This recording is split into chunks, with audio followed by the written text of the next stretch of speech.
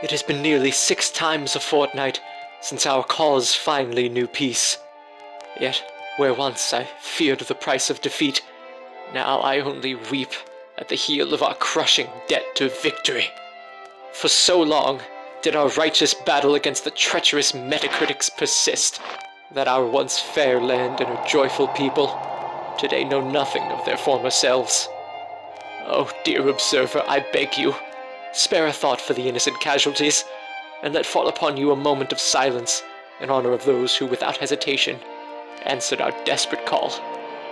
There still remain stragglers who rove these petrified fields looking to finish off the last of us under the cowardly cover of darkness. But I can feel it. Daybreak. The sun is rising and we will be saved. Dear God, that is no sun.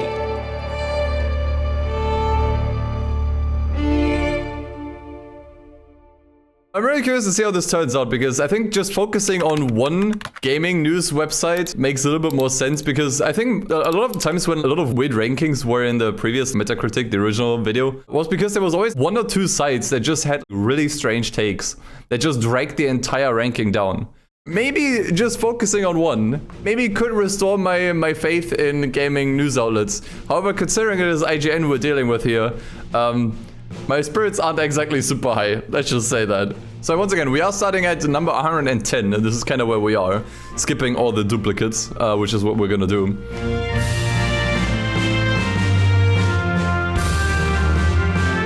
So we're starting with Mario Kart 64 at the bottom, with an 8.1 ranking. Now this I find surprising, because I think Mario Kart 64 was always pretty high up. And here it's not even in the top 100. We're easily gonna see a whole bunch of others, but 64 being this low? Interesting.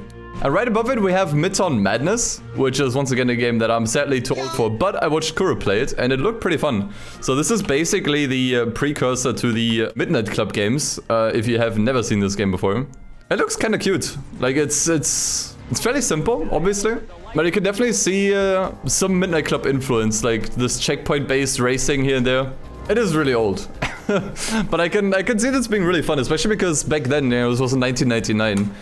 Open world racing games weren't super established. A lot of game developers were still pioneering this kind of stuff, and that aspect is pretty cool. It's like one of the first of its kind, so to say. But now we actually get to the first real surprise, and that I'm actually really happy to see, okay? I wouldn't put this high on a list, but I'm just glad it's here. The Fast and the Furious. And I cannot believe IGN gave this an 8.5. This easily seems like the type of game that IGN would give like a 4 or a 3 to. Because honestly, like, this is not really, how should I put it, easily digestible for the mainstream. It has some massive glaring issues. The handling is really not great, but somehow it actually managed to get an 8.5 rating and is actually this high up. Interesting that it's here at all. This is a game I would have never expected to be on here in the first place. Oh, this might be a different game. This might not be the one that I was thinking of. I thought this was the one from Technics, the PlayStation 2 one. This is a different one. Yeah, because it features Vin Diesel. The Tokyo Drift one didn't feature Vin Diesel. Is it this one? Supra. Supra. Yeah, an arcade game. So it's not what I was thinking of. This doesn't even look half bad. The car model is a bit iffy looking. I kind of want to check this out, to be honest. Crazy. Okay, learn something new. Moving on. Next is Crash Team Racing. Ah, no, I scrolled up way too high. Crash Team Racing. This was at the absolute top of the user score rating, right? Not anymore, bitch. And now it's sitting fairly next to the bottom. Interesting. As I said, it looks pretty nice, for sure. Especially in 1999, this was like PlayStation's actual arcade racer. Not arcade racer, kart racer. There's a lot of CTR fans that would probably take offense. So moving on, we have Midnight Club Los Angeles. Okay, 8.5, honestly, I can see why. I would put it a little bit higher. But I mean, there's a lot of people that prefer Midnight Club 3 for one reason or the other. I think LA has a lot of qualities that 3 doesn't have that you can definitely appreciate. at least put it in the top 100. I don't mind it being fairly low, but at least put it like in the top 100. I think it belongs there. It didn't appear in either of the Metacritic rankings. At least it's here at all. That's kind of the feeling that I'm getting, right? I'm just happy that it's here. That's good. I think a lot of people should give it a second chance. Moving on. Stuntman. Dude, this is actually a game I still want to play. Stuntman is made by the same people who made the Driver games. It's quite unlike anything else, honestly. You're basically part of a filming crew and you have to drive a very specific way here to shoot all the scenes and everything. It's really unique and it looks pretty good in my opinion. I think that's something we could genuinely check out at some point. I actually have one right here. Wait. I actually have this right here. Stuntman Ignition is the 360 sequel. Never played it. We could at some point. I like games that are unique, you know, that aren't just basic racing. Next up, we got ATV Off-Road Fury. We've seen a bunch of those in the user score rating. And I really do think it's mostly because there's just so many of those games. And a lot of people just grew up with them. I can definitely see why people like them. You have some pretty decent physics in these games, some banging soundtracks. I think these were probably really fun. The thing is, this is the kind of sport that's also fairly unpopular in Germany. So I'm not like super into it. But I can see the appeal. But this one's got an 8.7. I gotta say the ratings, they climb up really quickly here. We're actually getting close to the 9 ranking fairly soon already. Next up is Splashdown. Have we seen this before? Splashdown, it sounds like another game with like jet skis. And I was correct. This actually runs in 60 frames. And the water physics were pretty good too. Yeah, these games were really popular back then. Would I put this over Midnight Club LA though? Alright, next up. Dirt Track Racing from... Dude, this was made like a month after I was born. I don't know, Chad. I'm looking at this and I'm like... I don't know. Maybe there's some quality to it that I'm not seeing. Maybe like an intricate career mode or... You know, what do I know? Just the driving seems really, really dry. Can't say for how it was at the time, but just from now, you know, this looks really dated. I don't know about this one, man. Next up. Alright, finally a game that we can recognize. Forza Motorsport 5. That is pretty high up for this game. I don't think I would give it an 8.8. But it does make sense to me. My main complaint when I played Forza Motorsport 5 during my retrospectives is that it seems so, like, over-casual-fied. That is 100% not a word, but you totally get what I mean with that one. It is so catered to casuals, it basically takes any depth away just to make it digestible for people that don't play racing games. And I do think it is due to the game's detriment. I think the game in general just doesn't really have much depth, which is quite a shame because that was kind of a quality of the older Forza games. But yeah, I mean, this is like the most disliked Forza Motorsport game for many reasons. They took a lot away, going from 4 to 5. And for a lot of people, it probably wasn't really worth it. So, I don't know. 8.8? I wouldn't really give it that. I don't think many people would give it an 8.8. It was a really pretty game, though. I will say that much. This was a really good looking game for 2013. Let's just move on. So, this is spot number 100. Project Gotham Racing. The first one from 2001. Yeah, it looks super fun, man. But you can tell why this was so popular. It looks fairly good, obviously outside of the resolution. A whole bunch of cars, you know, tons of city tracks, which was also pretty rare back then, right? It was just a fun arcade racer, you know? And I think that's something the Xbox definitely needed. Difficulty is actually really tough as well. So if you want a game that actually challenges you, this is probably also gonna be really fun to play. Hope I can check it out at some point. So, 99. Interesting. This is actually fairly close, if not the same exact rating it had on the Metacritic list. Very interesting. So Forza Horizon 3 Blizzard Mountain again. The DLC with Horizon 3, like that was like the last time they really tried something, in my opinion. Like it or not, this was something fresh. Like, this felt fresh and new at the time. And then with Horizon 4 and 5, it just was like whatever. And that I find commendable, and I really miss that stuff. You know, where they really try to expand the game in ways that are new. And I think Blizzard Mountain was a good way to do it. You know, it was the first time they tried something with snow. The map was also built differently to accommodate for the snow. This was something that I thought was really nice. It's nice that it's here. Moving on. Colin McRae Rally. Wait, look at this description. This GBA racer may lack a bit in the looks department. Dude, is this the GBA version? I didn't even know this game was on GBA.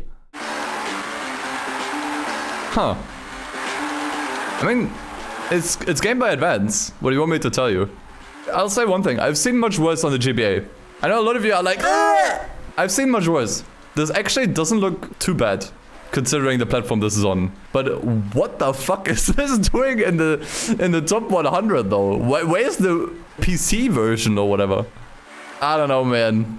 Maybe I will have to get around doing like a GPA racing game video at some point to see if this is actually worth a ranking. Also, once again, better than Midnight Club LA. That kind of hurts. That does kind of hurt.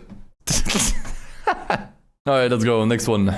Dirt Rally, the original. Nice, man. Yeah, I've already talked about this. I think it was in the user review rating. This was like a big risk that they took. Early access, very much like return to roots, return to simulation rules, roots. Which was something that I think was completely absent in the rally subgenre for a while. Like, you didn't really have a modern sim rally game that was really great. So people just flocked to this one, you know, especially people that like the older Colin McRae games.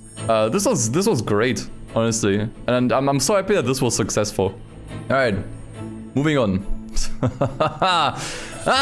is not the iOS version at the top of the list. Dude, they gave Shift a 9? Dude, IGN gives out 9 ratings and like super high ratings like it's nothing, dude. A Shift a 9 though? Here's the thing. I'm actually the kind of person that finds a little bit of enjoyment in the Shift sub-series. I can full well acknowledge that it's super flawed and not everyone will like it. I kind of enjoyed it for what it was. But fucking Christ, not even I would give this a 9. It's like a 7 out of 10 game. It's fun if you just can get over some of the shortcomings. You can have fun with it. It had some cool aspects, like the sense of speed was fantastic. And also had good customization, like the works conversions were really great. But that is it. Yikes, man. Nah, I don't think this should be that high. Even as someone who likes the game, I don't think this should be that high. So let's just move on. Wait a minute. Wait a minute. Wait a damn minute. There's an imposter among us. Or maybe those are both like the console versions. Either way, as I said earlier, we're just gonna skip over duplicates. It's just fun that they're here back to back.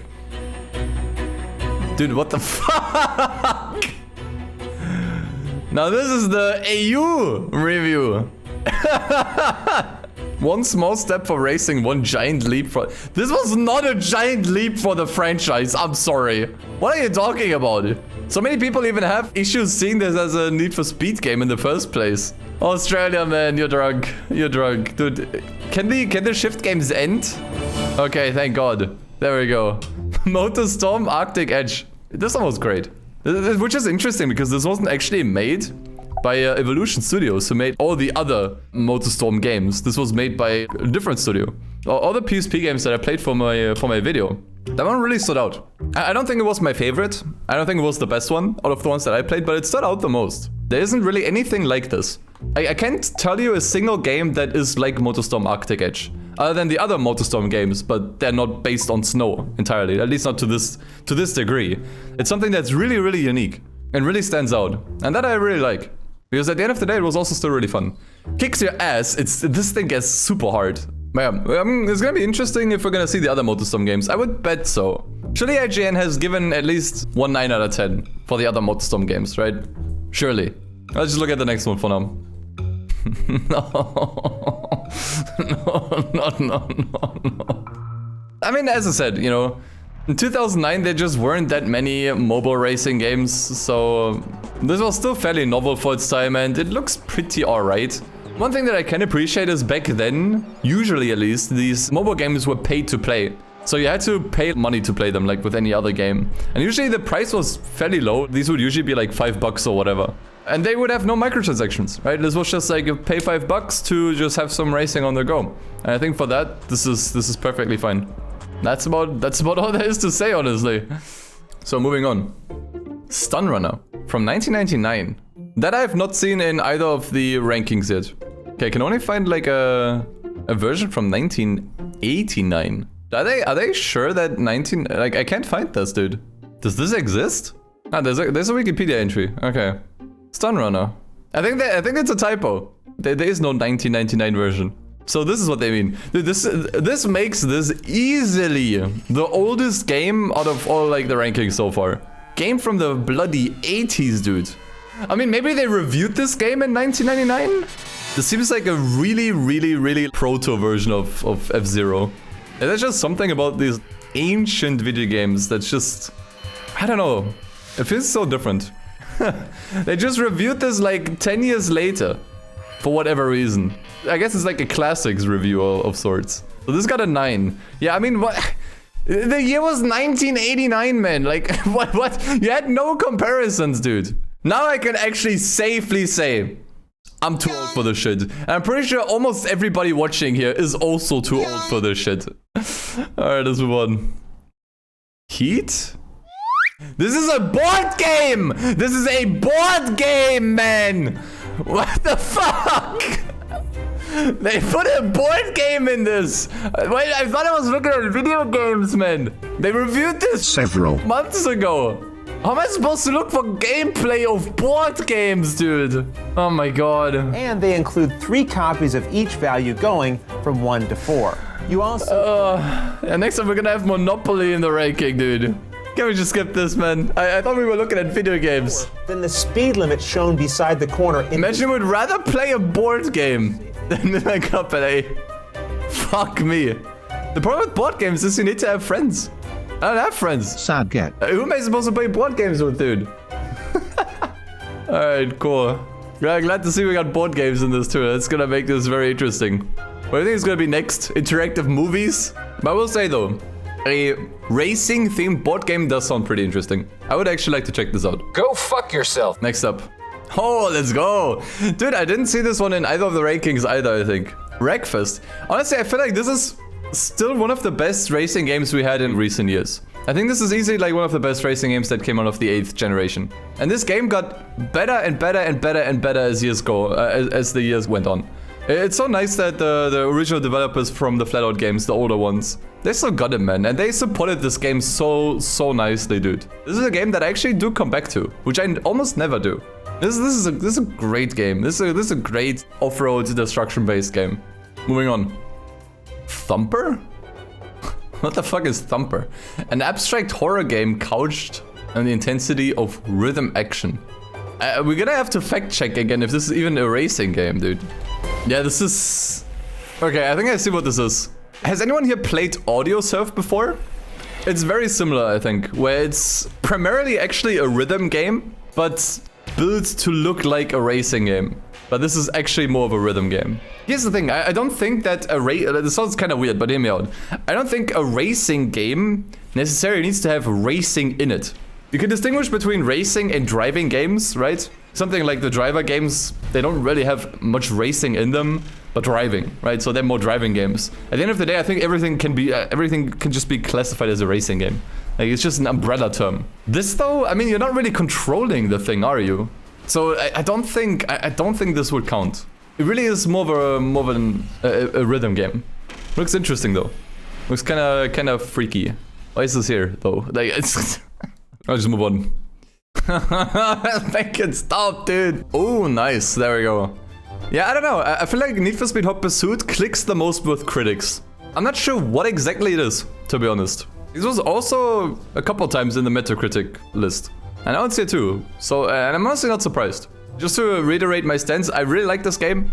I have a lot of fun with it. But it's not something I go back to very often. Because I think the game just kinda lacks a little bit of replayability. And I just don't think it has like a strong identity. At least not as strong as the other Need for Speed games. I'm not holding it too much against the game though, because this is still a lot of fun. Especially online. You know, I'll take it. At least deserves to be in a top 100. That's what I'll adopt. Next one. Can fuck right off. Wipeout Pose. Once again, the Australian review. Why is this separate? Why is an Australian review counted separately? True, since it's an Australian review and they gave it a 9, that means for us it's a 6. It's upside down. Anyways, Wipeout Pulse. I think this was one of the PlayStation Portable ones. Yeah, I mean, it looks fun. There's a lot of Wipeout games out there. Sadly, they don't get made anymore. And they come in all kinds of different flavors. You have the classic ones, then you have the handheld ones, then you have the modern console ones. They're all pretty nice, I think. Alright. Dude, they have the UK review as well! Every country gets their own review score, man. That's based though, I like that. Giving the first third a 9. I'm not sure if I would give it a 9, but it's a nice game. I gotta admit. I think the main problem with this game is that it kind of suffers from the era it released in. This released in the like piss filter brown color bloom era, right? I honestly think this game could look much better if it came out in literally any other year. It is a lot of fun though. Like you have a lot of car variety, really cool career modes, great damage system. This is a really fun game. Next one, Asphalt 4. Now that's interesting. Okay, I think we've only seen Asphalt 8 in the Metacritic list. This is Asphalt 4. I actually had this game on Java. The thing is, I had one of those iPods back then. One of those longer ones that had like a screen and like a scroll wheel of sorts. And I actually did have the Java version. I don't think that's what they ranked. But I actually played this quite a bit. This was actually pretty fun. So that's what I played. But I think what they actually ranked is, there we go. Super early phone game. Even earlier than stuff like Real Racing, I think. But the best way I could describe these Asphalt games is basically Burnout with real cars and less destruction. Can be fun, especially the earlier ones are a little bit on the janky side, but not bad, not terrible. I'm moving on. Wipeout HD, what is this thumbnail? Yeah, these Wipeout games are like a lot of them from the PS3 era. They have like a re-released version on the PlayStation 4 where you get, I think, 3 of them in a bundle. It's called the Omega Collection. It's pretty nice, but yeah, it's just more Wipeout. Next up we got Dirt 2. Once again, the UK review.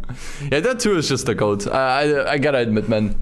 Dirt 2 is just the absolute GOAT in this series. Easily the best game that the franchise has produced. Outside of maybe the Rally sub-series. It's so sad that they basically killed off the franchise. Yeah, what can I say? 4 and 5 were just not that good. This game just kind of did it all. You know, it had fantastic handling, great atmosphere, great soundtrack, great tracks, great locations. Great progression system. It just felt so alive. Like it was just so much more than just your average rally game. Great game. Next up we have... Fuck off! Dead! Moving on. Reckless? The Yakuza missions? That's something I've never heard of. Okay, let's check it out. Yeah, it is a racing game. So for Xbox, this was. The traffic is a bit of an issue, man. Oh, okay. That's something I have never seen nor heard of before. But it doesn't look that bad. Oh, it has cutscenes too? Did I see that correctly? Wait for me! These guys were driving the armored van, not the Yakuza cars! Huh? Oh, sorry, guys. What is this game? I have to play this. This seems like another one of those, like, what the fuck? I have to play this. That is 100% one of those super weird games. Oh boy. I wanted to ask you if we can take a vacation. Oh, that's nightmare fuel. That is one of the weirdest games I have seen in a very long time. Let's put a pin on that one. I want to see this game for myself. Okay, let's just move on. I had to take that in for a moment. I'm just gonna shut up. I'm just gonna shut up. I'm not even gonna say anything. I'm gonna let the chat speak for me here, okay? I'm out. That is bold. The thing is, the game has aspects that it does great and would warrant a 9, if not a 10 out of 10. If you treat it like a video game and you are looking for video game aspects, right? Like a single player career, this game kind of starts falling apart. There's a YouTuber that has made a great series dissecting each and every element of Gran Turismo 7. His name is Roffle Waffle. Check him out. That guy has made a fantastic job just deconstructing this game into like its individual parts and basically exposing the game for what it is, which is like, I guess as a driving experience, it's fine, if not great. But as a racing video game, it is like, oof, man.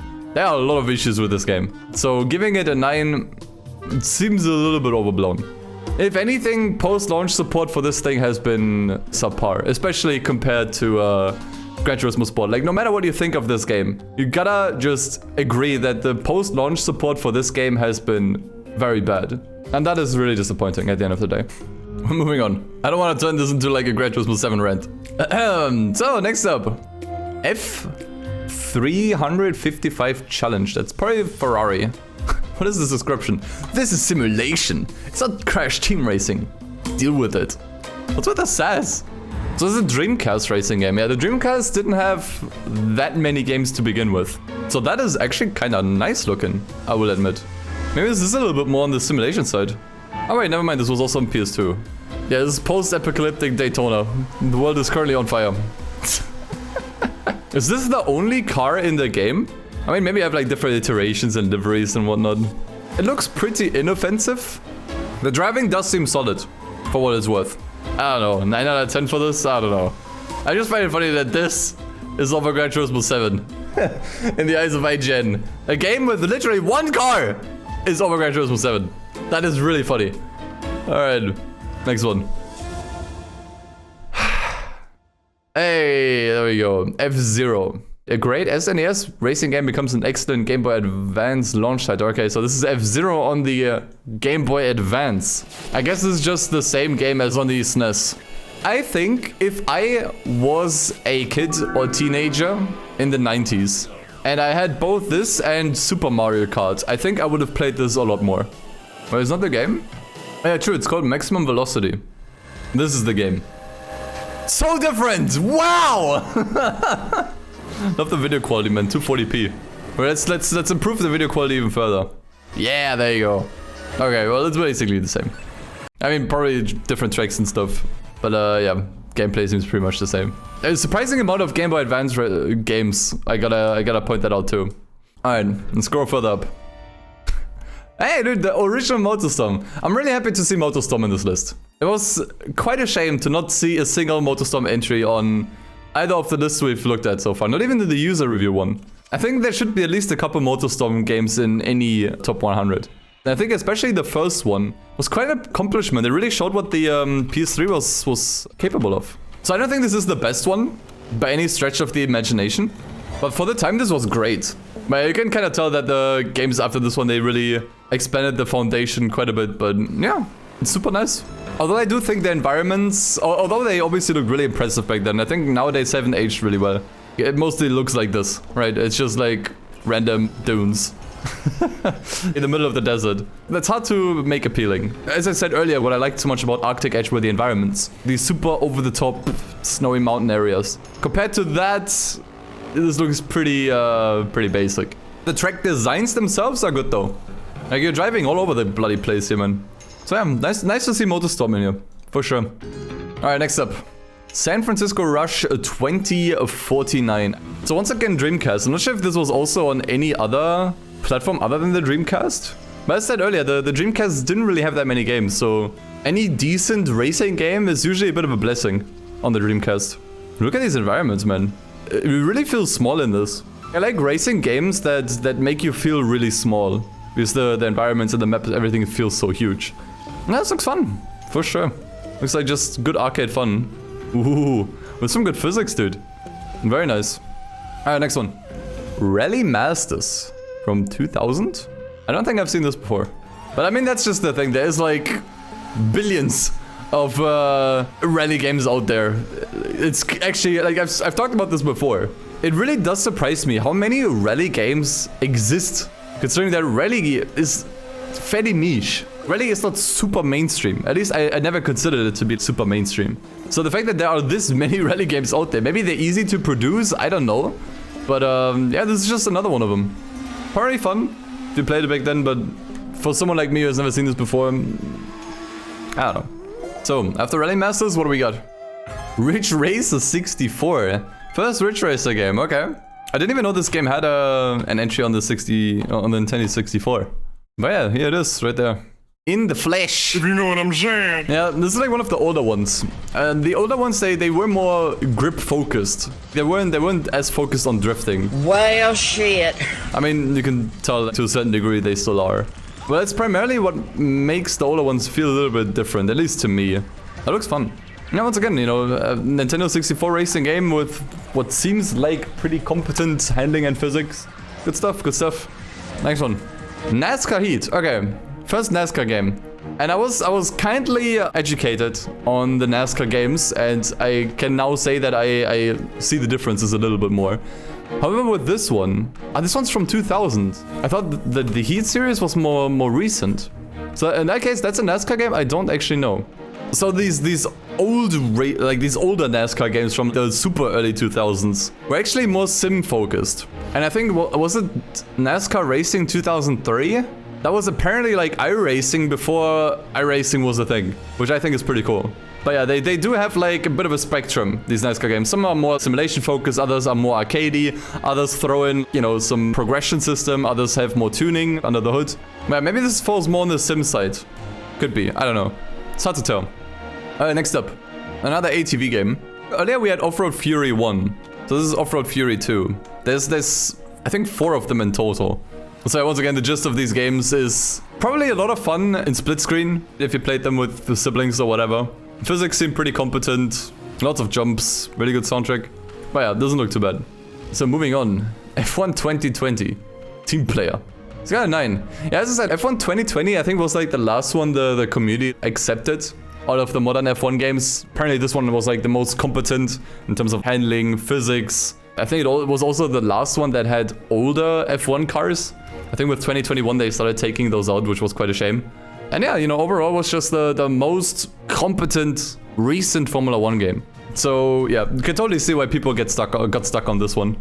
Next one, we're not even at the halfway point, guys. We need to speed things up a bit. Hey yo, let's go! Need for Speed Hot Pursuit 2. I'm just curious if this is the rating for the PC version or the PS2 version. Either way, both of them are nice, but the PS2 version obviously quite a bit nicer. The one that Black Box made.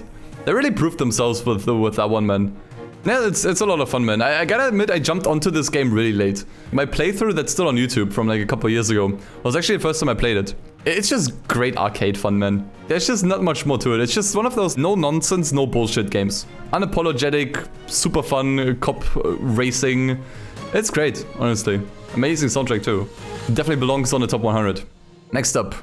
Hey! What do you think? Now we keep going up with the Need for Speed games? Underground 2. You want 40 hours of racing? EA delivers the most ambitious game in the series. Yeah, 40 hours and half of it is Underground Racing League, unfortunately. But hey, it's still a nice game. You know, even despite its pacing issues, this is still a nice game, man. For sure. You had sprint racing, circuit racing, drifting, drag racing, street cross, which was like exclusive to this game, right? There was just so much to do, man. Could they have done it better? Sure. This game has issues. But for what it is, I like it. And it definitely belongs on the top 100. Next one. Yes, fucking thank motherfucking God, dude. Martin Robinson, you are based, my guy. Thank God, dude. Thank God this game wasn't completely ignored. Dude, IGN is more based than the gamers themselves, man. This game was not on the user critics review. I can't believe I'm saying this, but IGN actually based take here, dude. Giving this game a 9 out of 10 and actually putting it in a top in a top 100, man. Biblical scenes in here. That is easily one of the most underappreciated racing games. I feel like if you just play this for 5 minutes, you're probably not really gonna get it, so to say. But if you like actually sit down and finish this game, you really get to appreciate this game a completely different, completely new degree. Visually, there is nothing like this. First of all, like I love the art style of this game. This is one of my favorite art styles in the racing game genre, without a doubt. This game looks so fucking good, man. It looks so damn good. I love the way this game looks. Sure, you could just say, yeah, it's Mario Kart with real cars. But I think that's really disingenuous. Just because it has power-ups doesn't mean it's like Mario Kart, you know? I think it has so much more depth than that. Because the power-ups are in specific spots, so you actually have to learn the tracks, know where the power-ups are, and plan your routes accordingly. And then on top of that, you also have the cars, which all handle super differently. Like an off-roader does a lot better on off-road, first of all, than, you know, a supercar. But they also handle completely differently, man. Personally, I think the handling was a little bit too sluggish in this game. I think it could have been a little bit more snappy. But honestly, considering this was like a new IP, a new racing game, which we see very rarely nowadays, they had something going with this one. And if you guys saw the Blur 2 prototype, they could have taken this game so far, man. So this here is Blur 2, like an in-development build. They had so many plans for this, dude. You can tell they wanted to go so much more over the top with the tracks, which I think was an absolutely great idea because the weakest link, I think, of the original Blur were the tracks. Easily. They weren't terrible, they just weren't super interesting. And here they wanted to go super over the top with that stuff, you know? So many paths once again. And you can actually drive up the walls here, dude. I can already tell this could have been like such an amazing game, and it's so sad that this got cancelled. Because the original Blood just didn't sell. I don't know what it was, you know. Maybe it's because it released alongside too many other racing games, like it released really close to Split Second and what's the other one? Mod Nation Racers. But also like really close to Red Dead Redemption back in 2010. And then on top of that, literally the only marketing this game had was, well, it's Mario Kart with real cars. Which once again, as I said, I think is a bit disingenuous. There's so much more to this game. Fantastic game, so happy it's on here, man. IGN is based. I cannot believe I'm saying this. IGN is actually based. For this, at least. Alright, let's go, moving on. Hey, it's Hot Pursuit again. Why though? Hold on a sec. You guys suck so hard. Okay, I take everything back, man. Gran Turismo 7 VR. I gotta be honest. I haven't checked out reviews of this. I have not seen anybody play this. I'm clueless when it comes to GT7 on VR. Maybe this is the most insane VR experience of all time. And in that respect, okay, maybe it deserves the 9. Maybe. I don't know. The thing is, you know, I think what Gran Turismo 7 really excels at the most is just the driving itself. The driving and the immersion. And that obviously gets amplified when you use VR. Any of you that has at least even a little bit experience with driving with a VR headset, you know how great it can be. And when you have a game like Gran Turismo 7 that looks this good, also audio-wise, audio plays a huge role in VR. Audio-wise is this top-notch, then yeah, this could actually be like one of the best driving experiences in VR. It's just a shame that it's this expensive. You have to get a PlayStation 5, you have to get the game, which barely goes on sale, and then you have to also get a PlayStation VR. Like, you're almost like $1,000 down the drain at that point. Expensive endeavor, and I will say you could probably have a similar amount of fun with just getting like a Assetto Corsa VR. Just get yourself a used Oculus Rift for like $100 or $150 and you're gonna have fun with it. But yeah, anyways, moving on. Mickey's Speedway USA.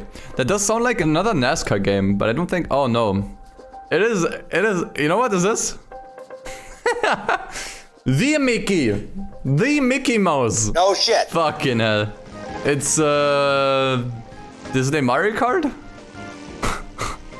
There's one aspect that this game is actually better than Mario Kart 64 on the same console. This is a 3D car model.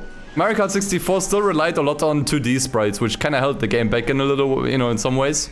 This is all 3D, but I've never seen this before. It doesn't actually look that terrible.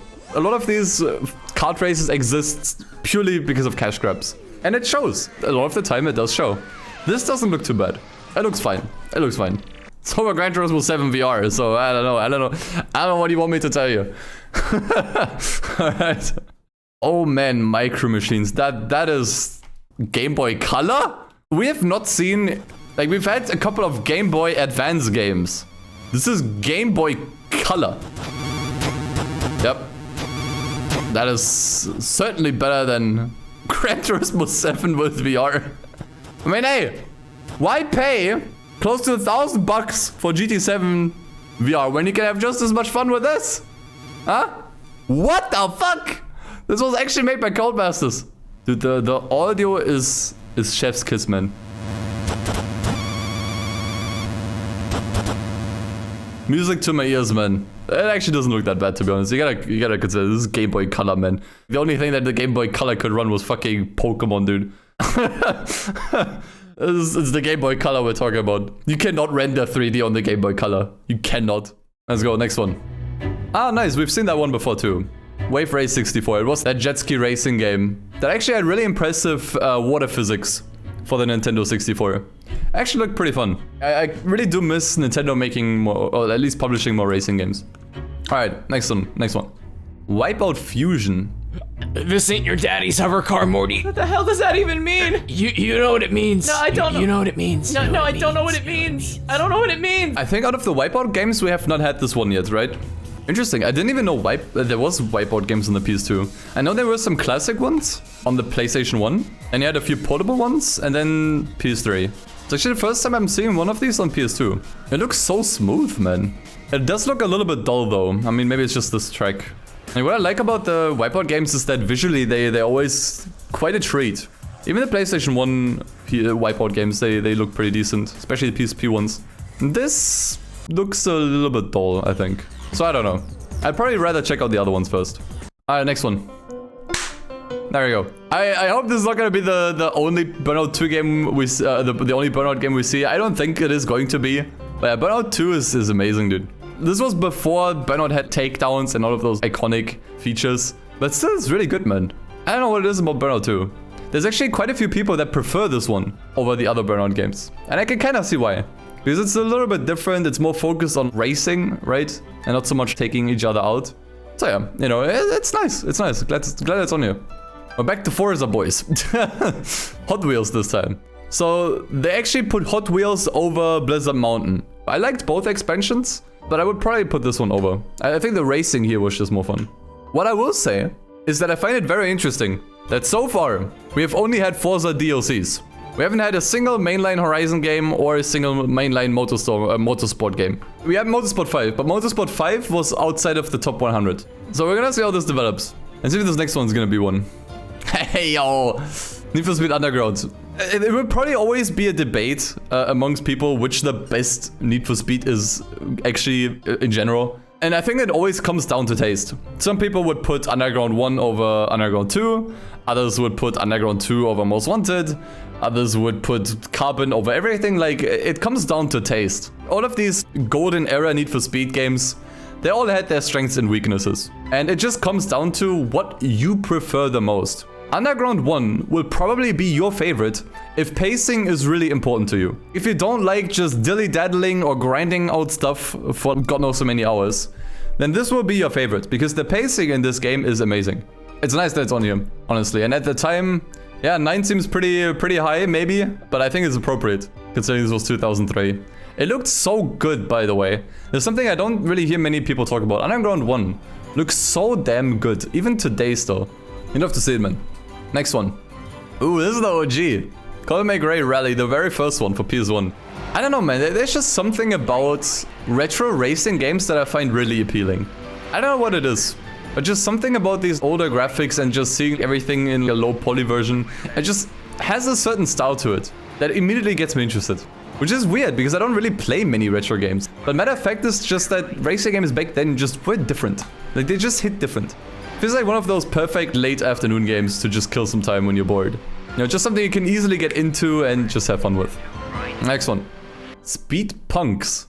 Move over Crash. This is the best kart racing game on the PlayStation. Those are high words for a game I have never heard of before.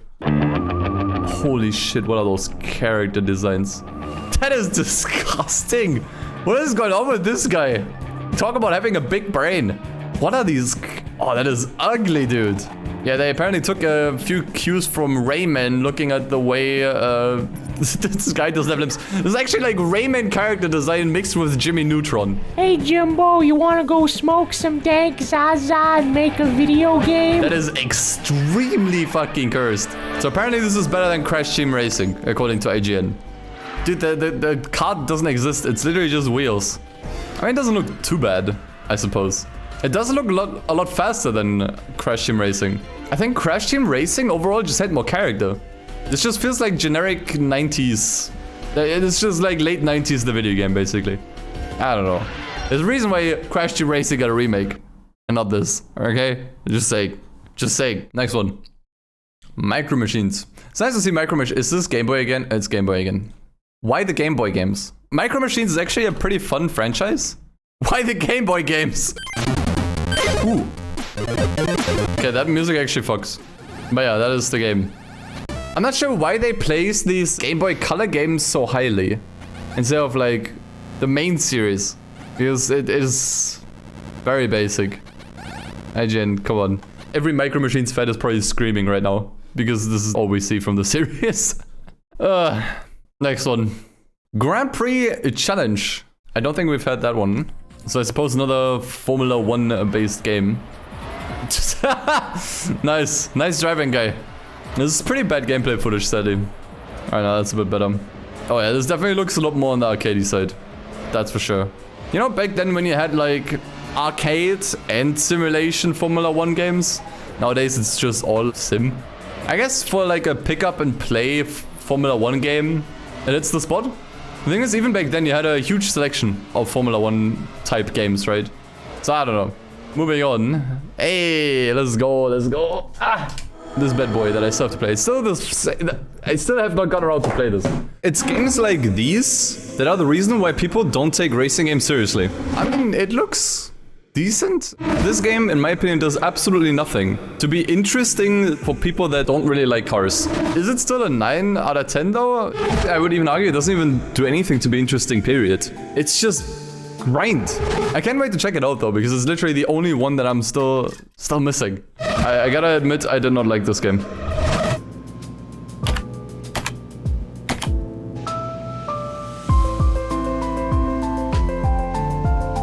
Next one. Test Drive V-Rally, yeah? I think we've looked at that one before. Yeah, the V-Rally franchise is really confusing because it goes by so many names and it's just a huge mess. But yeah, we've looked at this before. It does look pretty decent. Also franchise that died, unfortunately. So this one I think is also more on the arcadey side. Pretty harmless, as I said. There's like a bajillion rally games out there and that's just another one of them. Next one, Superbike 2001. I don't think we've seen that one yet. Oh no, it was that one! Dude, that one really impressed me, man. Yeah, dude, for year 2000, this looks insane. Just the physics, right? The animations of the bike and the biker. They even have proper ragdolls here. This looks insane, man, for year 2000. Maybe a little bit obsolete nowadays because you have better options, obviously, but hey, you know what? If you were into bikes in the year 2000s, this was probably your shit. Next, we got... Do I really need to show this off, chat? No, actually, I think Real Racing 3 was missing. Hold on. I think we've not seen Real Racing 3 in any of the lists before. So here's Real Racing 3. What's with this music? I'm muting this, dude. I'm not sure what it is, but it reminds me a lot of Grid. It probably isn't anything like a Grid, but something about it reminds me of it. Ruined by microtransactions. Oh, okay. So I guess with this one they turned free to play and there were microtransactions around. Yeah, as I said earlier, back then mobile games were all pay to play. You just paid like a small amount of money and you just got like a full game with it. Okay, that kind of sucks, but it's just the way of mobile games, you know. The thing is, I think Real Racing 1 and 2, they looked a little bit more, or they were just more interesting to me because they were the first of their kind. This to me now just looks like generic mobile game. Alright, next one. Ridge Racer from 2005. Oh, that's the PSP game that we have checked out. Yeah, it's super fun. Once again, get Ridge Racer 2. Same game, more content, bored, thumbs up, liked it. Let's just move on. Ooh, I don't think we've seen this one. We've seen a bunch of Colin McRae rally games across the list, but I think 2005 we have not looked at. This is the one that I'm most interested in. Mainly because this is the one that actually has like a full career mode, which is what I really like. Apparently 04 did a few things better, like tracks, but I like a career mode in the game, and this is also on PC. It looks pretty good for 2005. I'll probably get around to playing this eventually. Next one. Ah, nice, dude. Metropolis Street Racer. This one's so interesting. It's the precursor to the Project Gotham Racing series. I really want to give this another chance. I only played it fairly briefly on stream once before. It was like a long time ago. What a track here, by the way. It's just a square. What a track. Also interesting colors. You have like a bunch of regular cars in this game, which is really nice. Next one. There we go. Project Gotham Racing 4. It's kind of sad that this was the last one, but at least they really did end on a high note, right? You have the inception, so to say, of this kind of racer, and then the last one, right? Of these purely city-based racing games that Bizarre Creations has made. Play it if you can, honestly. You really owe it to yourself. It's really sad that this series had to go for whatever reason. Really like this one. Next. Where was this game? Where has this game been on the previous lists? Man. The only one we got was Midnight Club 3. When this one, dude, oh my god. This game is fantastic. This one does not have the crazy customization from Midnight Club 3. It doesn't even have licensed cars. And it also doesn't look as good. But this game has so much fucking character. It's hard to describe. It's something you really have to play for yourself. Something about the music and the weird fucking character models. And also just the driving in this was fantastic. This game feels so smooth to play. And I did not grow up with this. I only grew up with Midnight Club 3 and a little bit of LA. I played this for the first time only a couple years ago and I really like this, man. The soundtrack is great in this, by the way. those are the character models. This also at Paris. In general, this game is actually really hard. seriously one of the hardest racing games that I've ever played. So if you're looking for a challenge, definitely play this.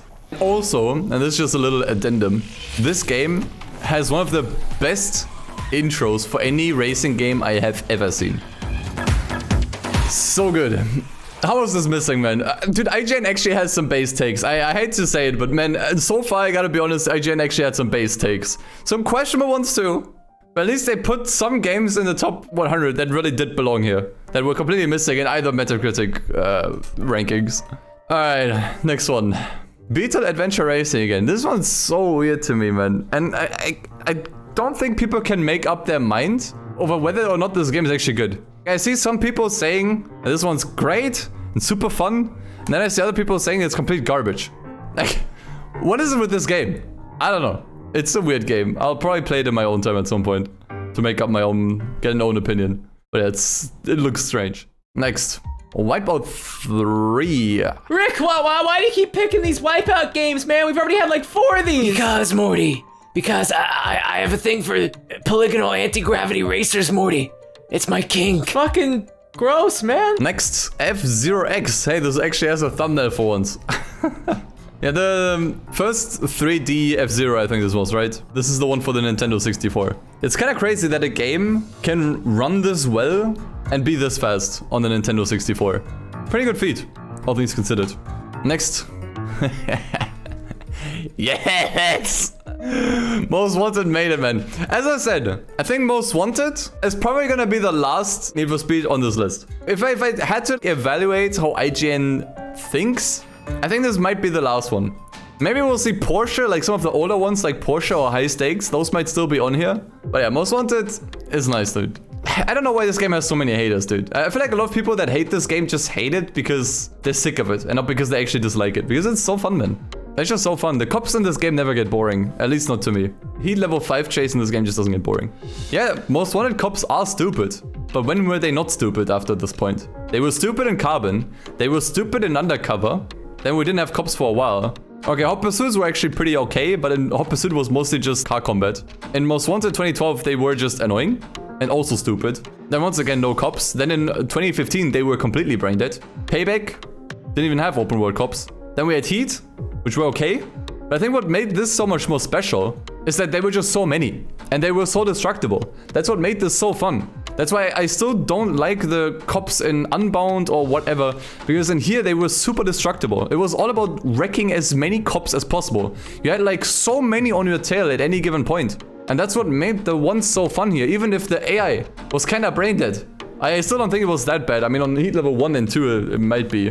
But then on the higher heat levels, they try to box you in. You know, they try to pit maneuver you. They have so many tactics, right? Which granted, Hot Pursuit 2, they did the same. Arguably to a more effective degree. But just the fact that this is an open world game and there's like a dozen cops on screen. That is crazy. That's what made this game what it is, and they have not been able to reach it since then, in my opinion. Mic drop. Alright, next one. Wipeout. Next one. Wipeout. Again! Wait a minute. Wipeout HD Fury expansion pack. So I guess this is the DLC. So much Wipeout, dude. God damn it. Next one. Oh, no. No. I don't think you'll find anybody. I don't think you will find anybody who's played both FM6 and 7 and would prefer 7. That's not saying much. That's like saying the shit that I took last night was better than the shit I took the day before. 9.2 for this is pretty overrated. Either way, I think when it comes to all of the ones from the Xbox One era, I think they all pale towards the Xbox 360 era of Forza. Moving on. Yeah, we've had this before, I think. So we're just gonna skip this. Wave Race Blue Storm. So this is another one of those jet ski racing games. This one is for the GameCube though. I don't think this got any other sequel. What really stood out for me in Wave Race 64 were the water physics. They still look decent here, but not as impressive, I think. It doesn't look terrible though. Not bad. Where are the jet ski racing games, dude? Where did they go? Next one. NASCAR Racing 3.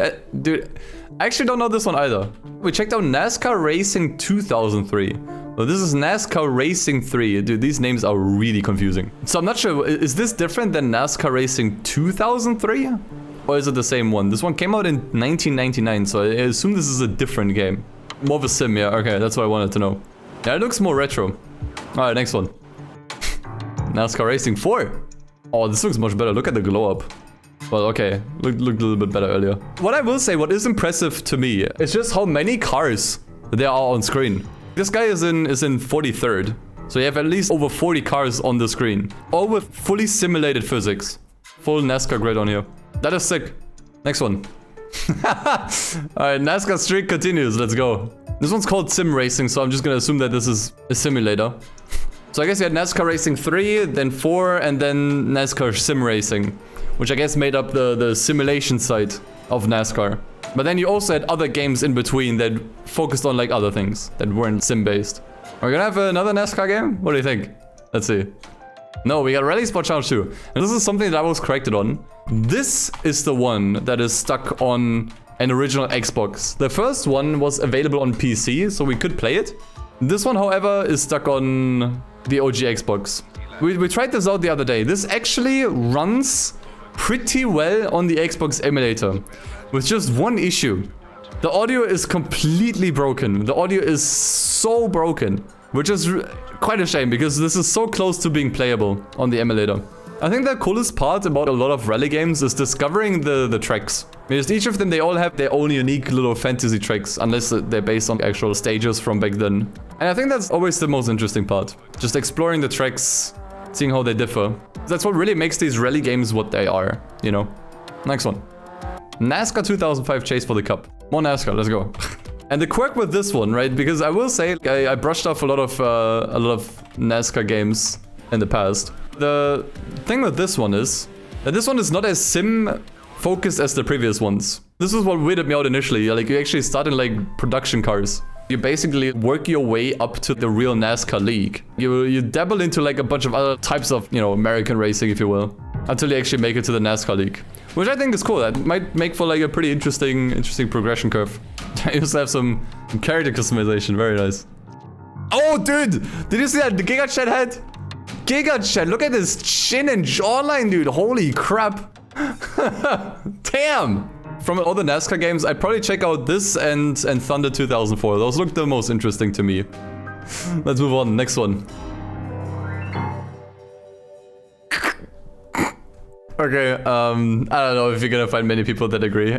Project Cars 2. That game is not available anymore, by the way. It has its fan base, and I can definitely see the appeal with this one. It's just, why are these games so buggy, man? It's such a shame, especially the first Project Cars. But yeah, they do have their fans. They cover like a whole bunch of different kinds of racing as a sim, which is pretty cool. A problem with a lot of sim races is there isn't really much to do. That's the main problem I had with the racing genre. Like, I'm so used to games like Gran Turismo, where there's always stuff to do, right? Like, you can participate in championship setups, you can buy cars, you can upgrade cars, you can win cars, you know? Like, there's always something to do.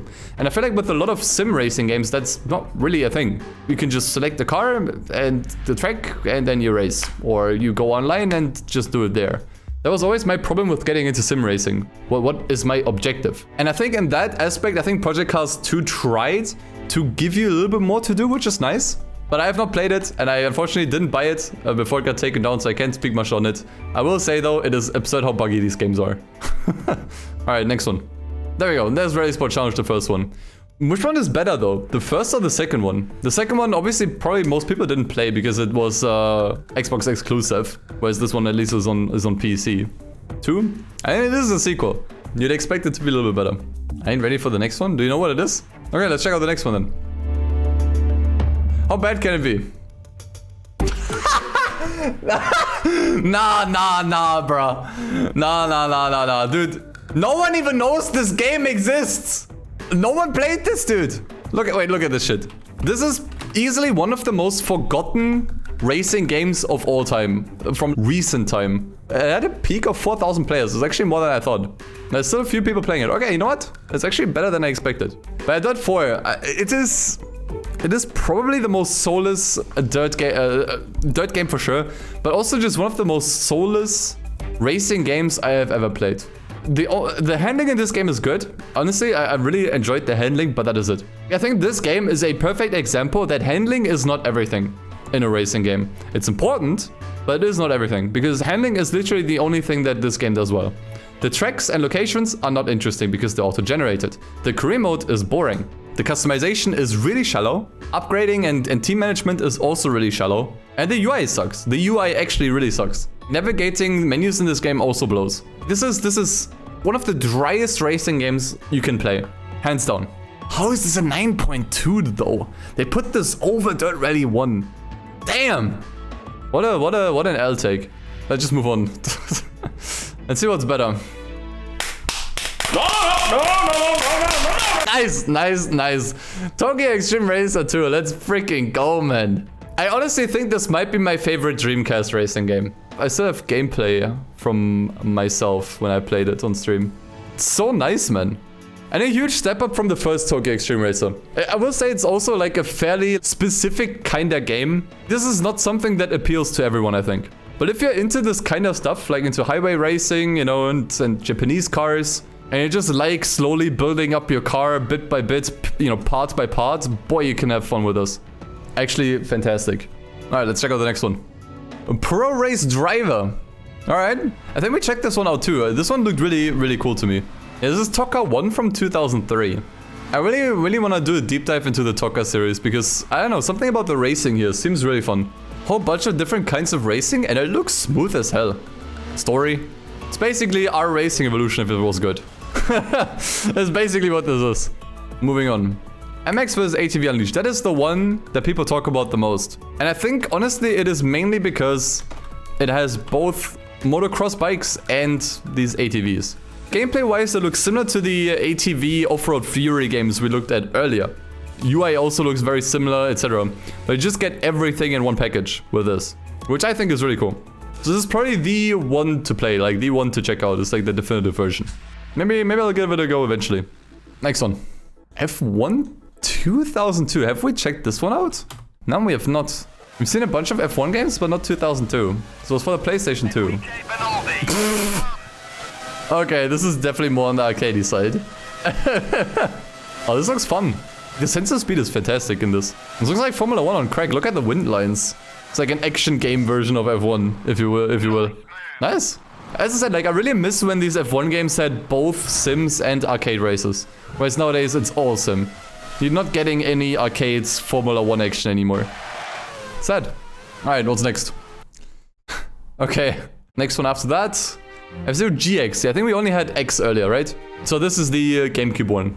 Looks extremely absurdly fast. Where did the F-Zero franchise go, man? Where did it go? Nintendo, bring it back. God damn it. You still put these fucking characters into Smash. So where's the goddamn series, man? Bring it back. Next one. Yo, let's go. Okay, so this is Daytona USA 2001. I'm not sure if that's any different. Nah, not really. It is Daytona USA. Probably 2001 just indicates that this is the console version for the Dreamcast and not the arcade version. But in general, same game. Yeah, this is probably the most arcadey. Can this be classified as NASCAR? Probably, right? It's just a racing game that oozes with style, which is why everyone knows it, right? Looks fun. Next one. Rocket League. Yeah, I don't think just because a game has cars or like something controllable with 4 wheels, it doesn't really make it a racing game.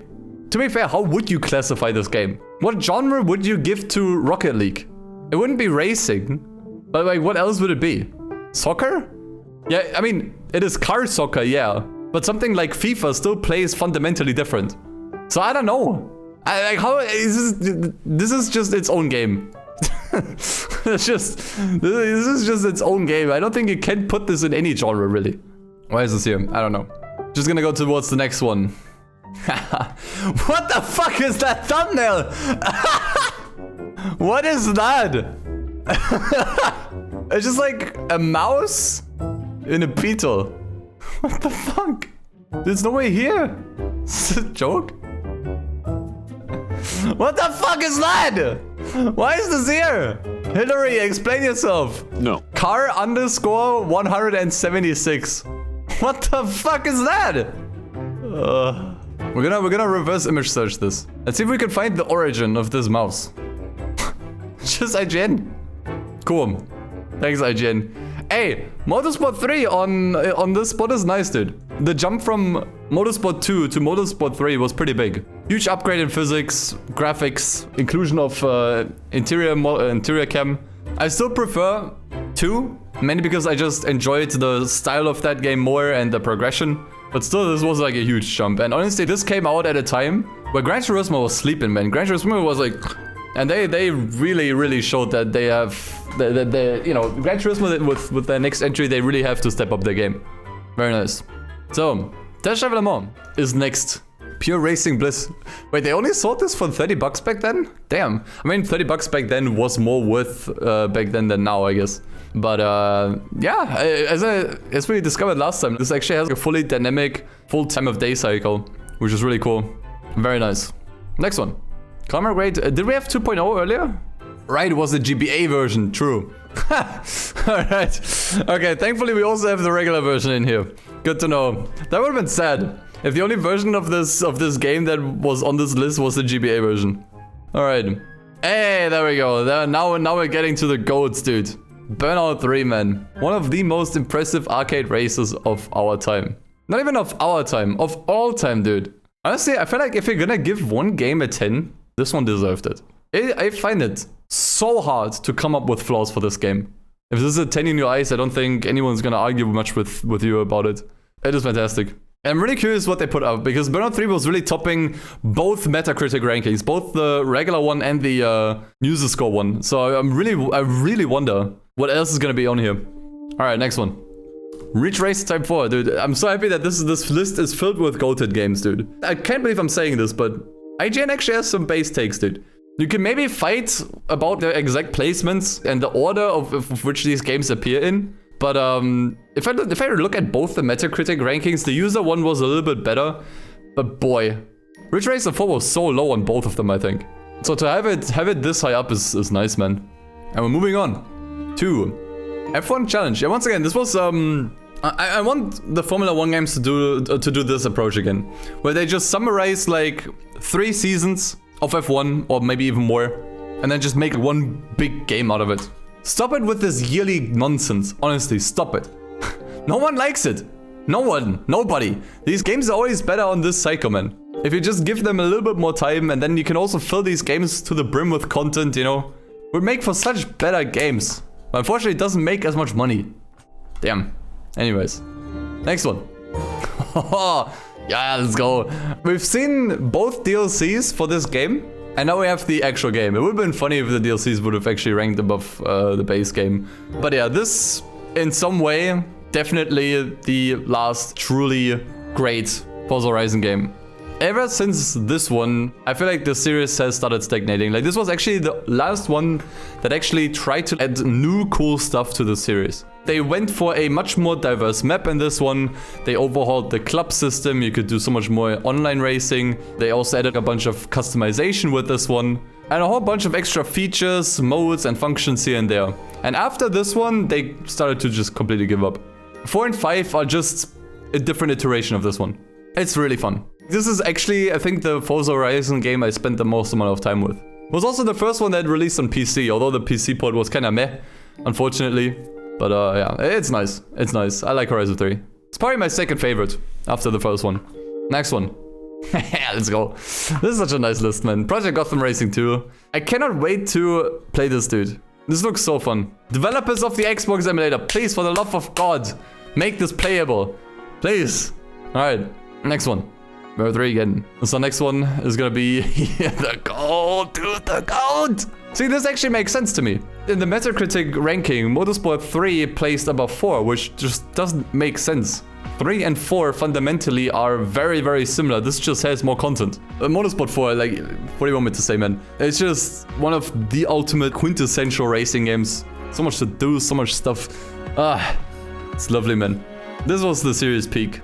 Moving on. Let's hope this nice streak continues. This top list has been really nice so far. I really hope this continues, man. Wait, what is this? Okay, whatever. This was just whatever. Okay. What the fuck is this thumbnail?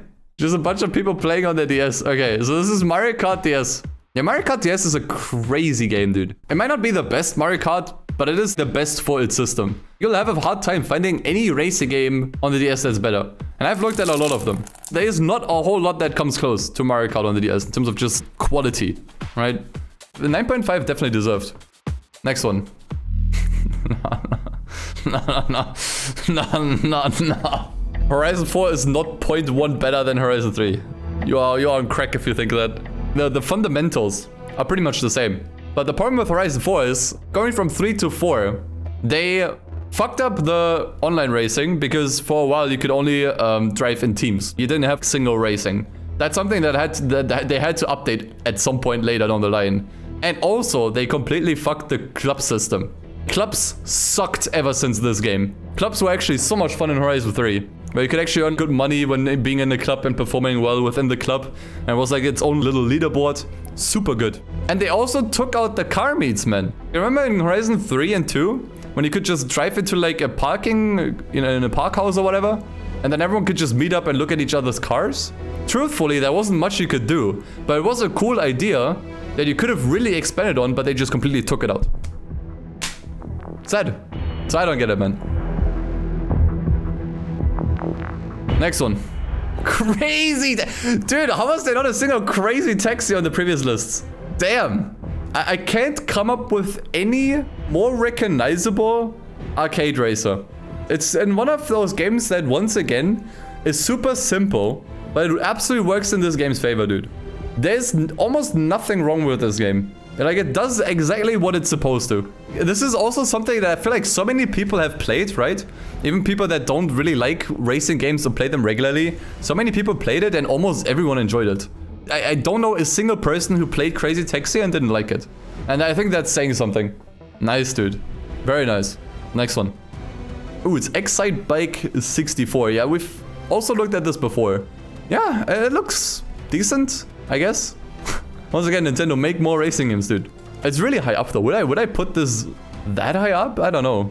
I don't see many people talking about this one anymore. So, I don't know. It doesn't really have that classic status, I think, that, let's say, for example, Crazy Taxi has. Don't have much to say, to be honest. I'll just move on. Thank God! Fuck! Thank God, dude! Oh my God, there's... Oh, no bloody way that we could have made it through 3 lists and not see a single driver game.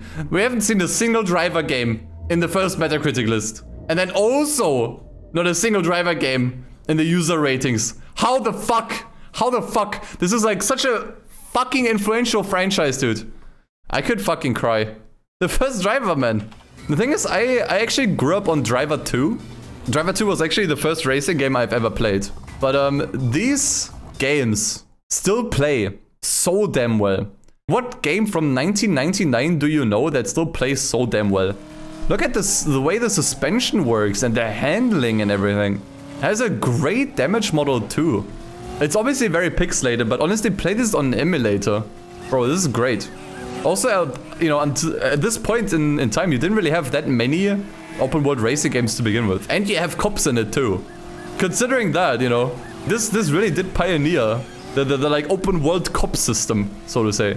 Need for Speed had it, but not in an open world. It has day and night, even has weather, I think. It even has rain. And 4 different maps too. Like, how crazy is that? Great stuff, dude. Super, super, super influential game. Cannot believe we only now see it on IGN's list of all things. Alright, let's go. Come on. What's next? Dude, I could swear we had this before. Had this before? Okay, then we're just skipping this one. Next one. Dude, that is so close to perfection, dude. Let's go. Gran Turismo 3, dude. Because it does pretty much everything well. A few more cars, tracks, and maybe restructuring the end, like the back half of the career. Yeah, could have been nice, but it doesn't matter.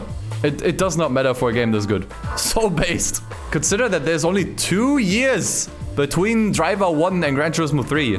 Like, what the fuck is that glow up, dude? That is insane. So, moving on. Alright, I love that Gran Turismo train, dude. GT2. Yeah, even as someone that mainly grew up on Driver instead of Gran Turismo 2, boy. This is like super easy to just catch back up on, you know? If you just want to catch up on racing game history, you'll have no problem doing it with Gran Turismo 2. This is not a game that you will be like, this is old, this is dated, like, no. It is still good. I feel like this could have been a 10 though. Either way.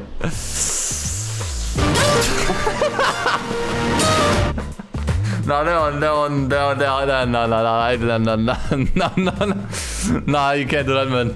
That is some high, like, whatever they had, I want to have that too, man. They were on that like high grade Zaza, man.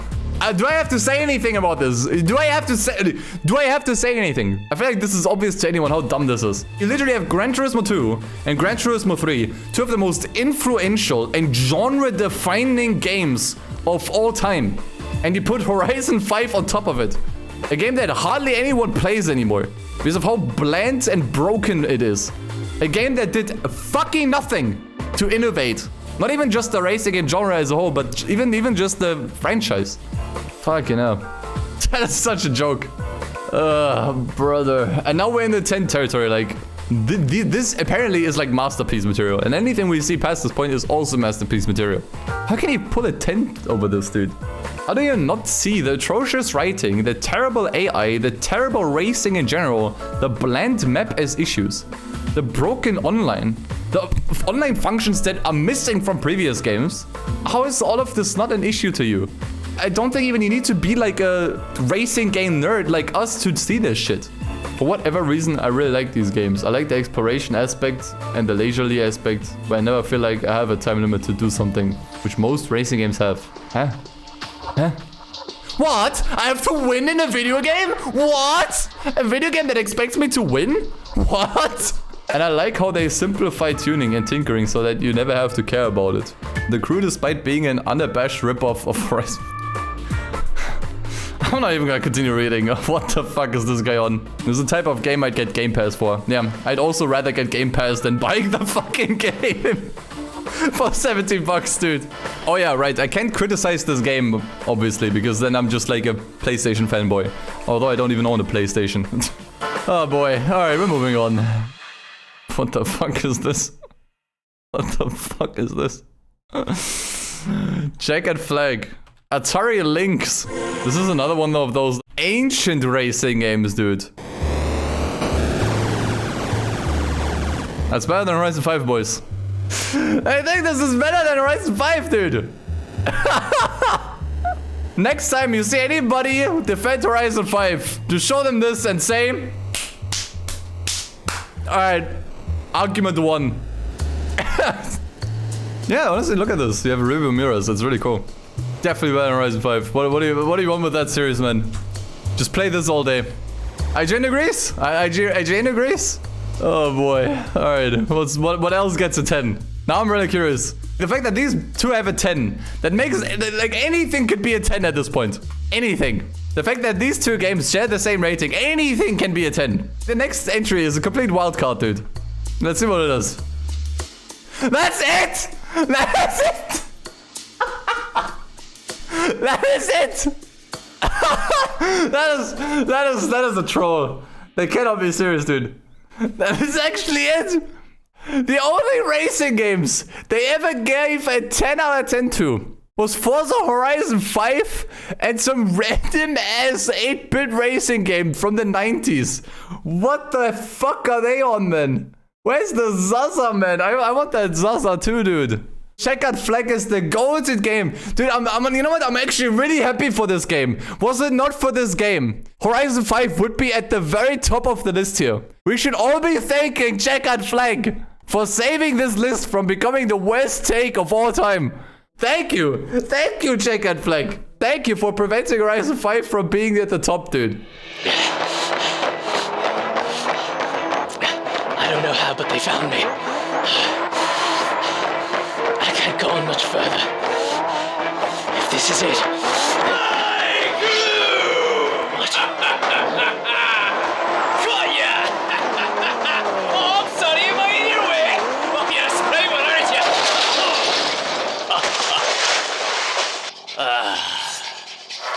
What are we going to do about...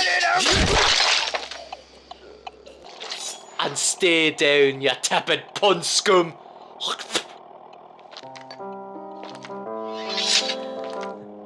You alright, laddie? A little winded, but otherwise. Thank you, Checkered Flag. What else can I say? But you're welcome. Did you get that references from a movie? Yes, Moana, I believe it was called. Right, yeah, that's the one. That's right. That was Dwayne The Rock Johnson, I think you quoted. Oh, yeah, he's sexy, isn't he? Oh my god, I'd rock his bottom anytime. I'd get there first. Well, you can get his rock top, I'll get the rock bottom. Deal. Okay, so let's review this list. What was missing? Gran Turismo 4 was missing. Midnight Club 3 was missing. Driver San Francisco was missing. We at least had one driver game in here this time, for what it's worth. Horizon 1 was missing. Flatout 2 was missing. Either of the TDU games were missing. Burr Revenge was missing. Grid was missing. This was such an acid trip of takes. Every time we got into this streak of, oh yeah, glad this is on here. Oh yeah, nice this is here. This needs to be here. We always got thrown out of it with some like game where we were just like, what? Such a whiplash of opinions, dude. We can check those games, right? Like, surely we can search for those games here. Gran Turismo 1 has a 9.5. Where was it on the list? Have we been fooled? Have we been lied to? Midnight Club 3? 8.8. Where were those games? IGN, you literally fucked yourself here. You could have had such a better list. What did I give Driver San Francisco? I just said 8, dude. Come on. Also Horizon. No, not this one. This one. Gave it a 9. That's pretty based. Oh yeah, Gran Turismo 4. 9.5, dude. Let's go. Why are they missing? They rated Gran Turismo 4 higher than Gran Turismo 7. That is based. That is a very, very, very rare IGN W. They gave Porsche Nicht a 7.9. Are they stupid? How about high stakes? Give a high stakes at 7.5, dude. You guys are you are high. Carbon. Carbon is even lower, dude. 7.4. You guys are high, dude. Need for Speed Pro Street. That's just a 7. Dude, you guys, fuck off. Unbound also has a 7. Okay. Oh, I'm really curious what they gave Undercover.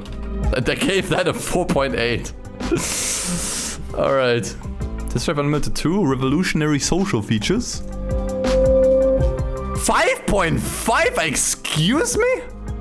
What? There's no way you could almost put this on the same level as Undercover.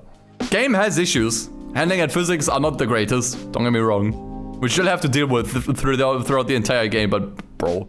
Oh, but they give 7.1 to Street Racing Syndicate. IGN, you are horny too. IGN, you are horny too. 100%. I guess what we've learned is that this shit does not matter. How these games are rated doesn't matter. The Metacritic list was terrible. The IGN list, I guess overall was just a little bit better.